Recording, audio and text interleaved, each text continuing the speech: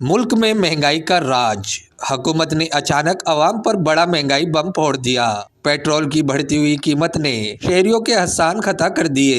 एक जानिब से अशिया खुर्दोनोश की कीमतों में बढ़ता हुआ इजाफा, तो दूसरी जानिब पेट्रोल की कीमत में 35 रुपए का इजाफा अवाम के लिए दर्द सर बन गया।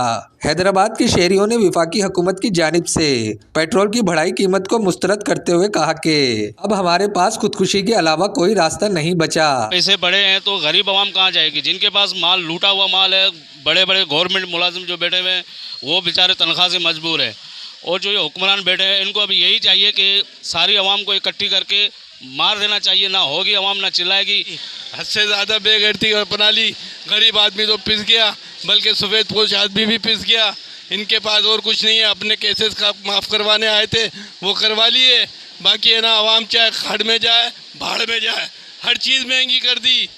लूट लिया जालिमों ने, पाकिस्तान को तबाह बर्बाद कर दिया। ऐसे सियासतदानों को चाहिए खुदकुशी कर ले ये जाकर कहीं। हैदराबाद के हर शहरी में गमो गुस्सा पाया जाता है, क्योंकि इसकी वजह यह है कि अब किरायों में भी इजाफा कर दिया जाएगा।